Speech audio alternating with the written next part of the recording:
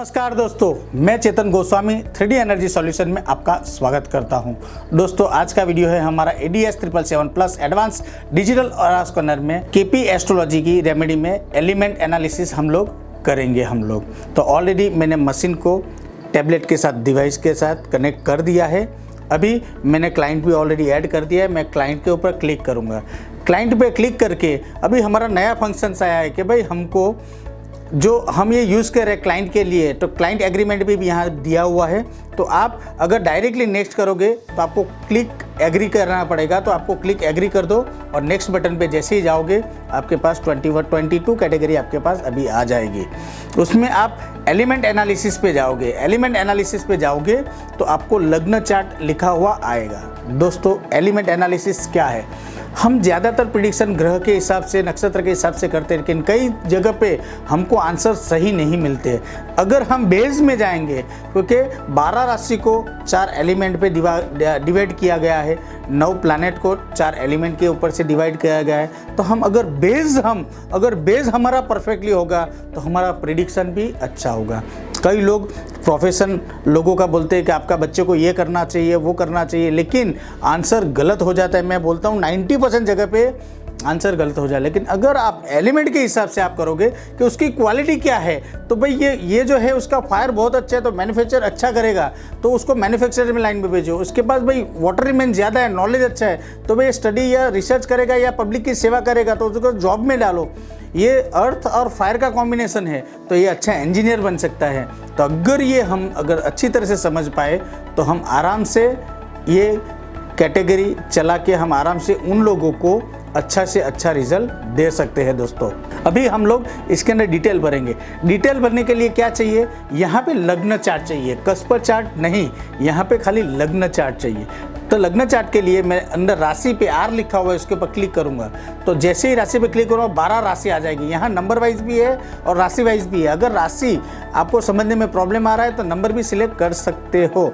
तो मेरे पास एक कुंडली अभी मेरे मोबाइल में सॉफ्टवेयर में है, मैं उसके अंदर से आपको ऐड करके दिखाता हूँ।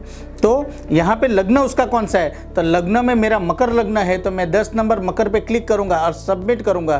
तो दोस्तों, पूरे 12 हाउस में 12 राशि कंप्लीटली आ जाएगी। आपको राशि भरने की ज़रूरत नहीं है। अभी मुझे इसके अंदर प्लैनेट भरना है। तो भाई लग्न में कोई प्लैनेट बैठा हुआ है तो नहीं बैठा हुआ है। सेकंड हाउस में कोई प्लैनेट बैठा हुआ है, नहीं बैठा हुआ है। थर्ड हाउस के अंदर केतु बैठा हुआ है, मैं यहाँ पे केतु सिलेक्ट करूँगा और सिलेक्ट करूँगा। उसके बाद फोर्थ हाउस में कुछ भी नहीं है। फिफ्थ हाउस में चंद्र, सूर्य और बुध है, तो फिफ्थ हाउस में यहाँ पे मैं सूर्य, चंद्र और बुध को सिलेक्ट कर रहा हूँ। सिलेक्ट कर दिया। उसके बाद सिक्स्थ हाउस में कुछ भी नहीं है। सेवन्थ हाउस में यहाँ मंगल है, मैं मंगल सिलेक्ट कर रहा हूँ। आप देख लीजिए, मैं जो सिलेक्ट कर रहा हूँ ना, तो दूसरे सिलेक्ट ऑप्शन में से वो निकल रहे हैं। अभी मैं मंगल सिलेक्ट कर रहा हूँ तो दूसरे ऑप्शन में मंगल निकल जाएगा, ये एक अच्छी बात है। नेक्स्ट करूँगा। उसके बाद 8th हाउस में कोई नहीं है।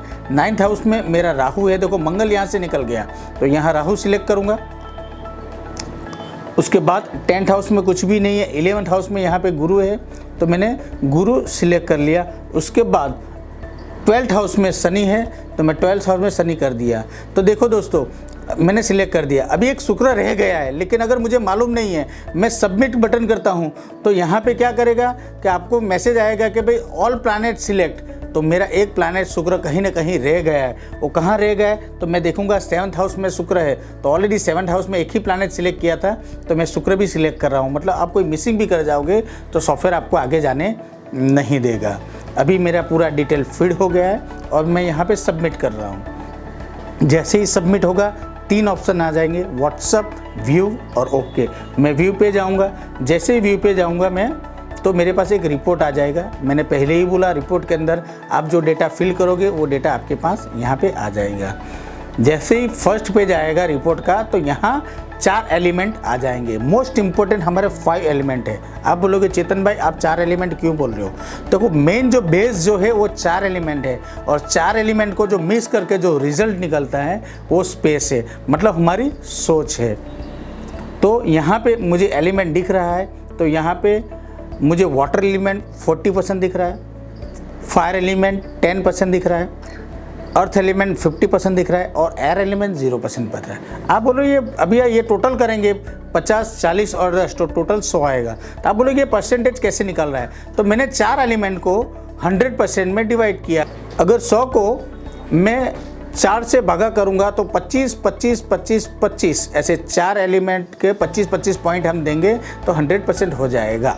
तो हमने ऐसे ही डिवाइड किया है, तो आप कोई भी कन्फ्यूज़न ना होना, आपको दूसरा ज़्यादा सोचने की ज़रूरत नहीं है। उसके बाद मैं नेक्स्ट लेवल में जाऊंगा। तो यहाँ सिंगल प्लैनेट प्रेडिक्शन, मतलब यहाँ सिंगल एलिमेंट कौन सा है, तो सबसे स्ट्रॉन्ग एलिमेंट कौन सा है, तो यहाँ सबसे स्ट्रॉन्ग एलिमेंट उसका अर्थ आया। ये पर्सन का सबसे स्ट्रॉन्ग एलिमेंट अर्थ आया। जैसे अर्थ वाले का जो कीवर्ड होता है, मैंने यहाँ कीवर्ड लिखा है। जी हाँ, मैंने यहाँ कीवर्ड लिखा है। आप वो कीवर्ड को थोड़ा अच्छा प्रेडिक्शन करके, जैसे अर्थ एलिमेंट ज़्यादा अर्थी होते हैं, ज़्यादा मटेरियलिस्टिक होते हैं, स्टेबल भी होते हैं, लेकिन बहुत ही ज़रा जिद्दी हो। 25% होना चाहिए। मैंने क्या बोला, अर्थ 25 होना चाहिए, लेकिन ये ज़रूरत से ज़्यादा बढ़ गया तो जड़ता आ जाती है। आदमी एक ही चीज़ पकड़ के बैठा रहता है, जड़ता आ जाती है, एक जगह से जल्दी हिलेगा नहीं और ज़रूरत से पहले स्टेबल हो जाएगा। जैसे यंग लड़का है तो ज़रूरत से पहले, हाँ हमारे बाप दादा की पुरखों की प्रॉपर्टी है, वो अपन बेच के खाते रहेंगे, मतलब ये एकदम स्टेबल हो गया ज़रूरत से पहले। तो अर्थ एलिमेंट ज़्यादा होना भी एक नेगेटिव तो नहीं बोल सकता, लेकिन थोड़ा प्रॉब्लम आगे जाके जड़ता आने से वजह से प्रॉब्लम हो जाएगा उसको। अभी एक कीवर्ड है उसका अर्थ, उसका कीवर्ड मेन है आई एम, मतलब वो हमेशा मैं ही हूँ, मैं अपने आप को ज़्यादा इंपॉर्टेंस देगा। जैसे सेल्फिश बोलते हैं, ये लोग ज़्यादा सेल्फिश रहते हैं और अपने आप का पहले सोचते हैं।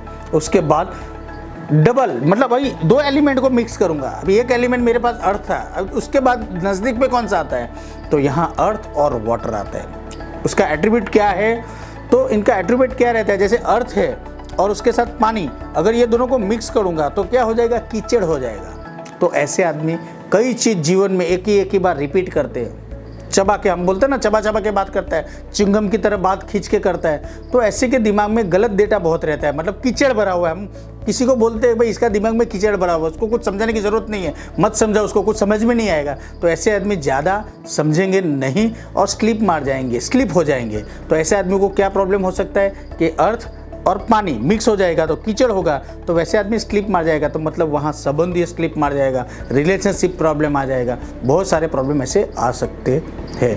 अभी ये हो गया उसका पर्सनल, ये हो गया स्वभाव। जो पहला एट्रीब्यूट है अर्थ, वो क्या था, उसका स्ट्रक्चर था, मतलब वो कैसा है, स्ट्रक्चर के हिसाब से उसकी क्वालिटी अर्थी है, मतलब अपने आप के ध्यान देने वाला।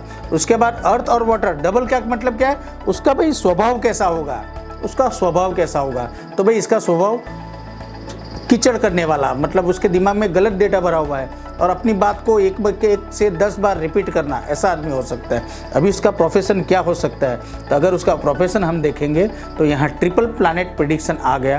तो उसका ट्रिपल क्या बनता है दोस्तों, हमने आगे ही देखा कि उसका अर्थ, फायर और वाटर, ये तीनों है। तो उसकी क्वालिटी क्या है, भाई अर्थ की क्वालिटी है, वाटर की क्वालिटी है और फायर की भी क्वालिटी है। तो ऐसा आदमी क्या कर सकता है, तो ऐसा आदमी सोशल काम, अर्थ एलिमेंट है, थोड़ा फायर भी है और वाटर फीलिंग इमोशंस भी है, लोगों से साथ लगाव भी है, लोगों को समझ भी रहा है। तो ऐसे आदमी पुलिस ऑफिसर सर्विस में जाते हैं, मतलब क्योंकि अर्थ में स्टेबिलिटी चाहिए, फायर में विल पावर कॉन्फिडेंस होना चाहिए और वाटर में लोगों के साथ, मतलब लोगों के लिए काम कर रहा है ना, फीलिंग है ना कि मुझे सेवा करनी चाहिए, देश की सेवा करनी। तो ऐसे आदमी जॉब बहुत ही अच्छी, सिविल्स जॉब बहुत अच्छी कर सकते हैं, गवर्नमेंट सर्विस कर सकते हैं। अगर फायर होता, देखो यहाँ फायर 10 है, अर्थ ज़्यादा है, तो गवर्नमेंट जॉब नहीं, यहाँ जॉब करेगा लेकिन वो प्राइवेट कंपनी में करेगा, क्योंकि अर्थ एलिमेंट है, मटेरियलिस्टिक है, तो जहाँ पेमेंट ज़्यादा मिलेगा वहाँ करेगा। लेकिन उल्टा होता, 10% अर्थ होता और 50% फायर होता तो 100% ये गवर्नमेंट जॉब ही करेगा। तो ये प्रिडिक्शन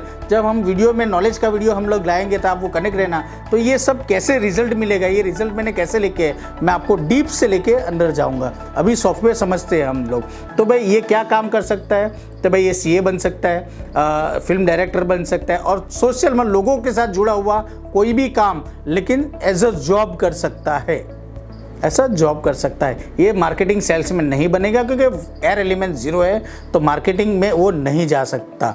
तो ये पूरा उसका है। उसके लिए क्या उसका रेमेडी करना चाहिए, तो उसके लिए यहाँ पे लिखा है जैसे एयर कम है तो नॉर्थ वेस्ट का डायरेक्शन रोड या डायरेक्शंस की रेमेडी करनी पड़ेगी। और हम जैसे एलिमेंट को और चक्रास को अरोमा में यूज़ करता हूँ, 7 चक्र का किट बनाते हैं, तो आप उसको 7 चक्र का ऑयल दे के भी उसको बैलेंस कर सकते हैं। दोस्तों ये 21 कैटेगरी में से सबसे इम्पोर्टेंट कैटेगरी मैं इसको मानता हूँ, क्योंकि इसके सिवा कुछ नहीं। आप अगर बेस उसका काम करने का तरीका ही नहीं मालूम है, उसकी सोच ही नहीं मालूम है, उसका पैटर्न, काम करने का पैटर्न ही नहीं मालूम है, तो आप उसके ऊपर मैं गारंटी देता हूँ आप 100% उसके ऊपर रेमेडी कर दो, उसका कुछ नहीं होने वाला। तो हम पहले बेस करता हूँ मैं, जब भी किसी के यहाँ जाता हूँ पहले एलिमेंट एनालिसिस करता हूँ उनका, फिर केपी रेमेडी का उसका उसको पर्पस क्या है उसके हिसाब से वो निकालता हूँ, उसके बाद मैं रेमेडी करता हूँ। तो आप कभी भी किसी का रेमेडी करो तो पहले ये रिपोर्ट निकाल लो और रिपोर्ट के हिसाब से थोड़ा रेमेडी और उसका क्वालिटी बताओ, आपको बहुत ही अच्छा रिजल्ट मिलेगा। दोस्तों मैंने एलिमेंट एनालिसिस का ये जो कैटेगरी आपको बहुत अच्छी तरह से समझाया, और अगर आप समझने में फिर भी कोई प्रॉब्लम आए तो डायरेक्टली आप हमको कांटेक्ट कर सकते हो। धन्यवाद।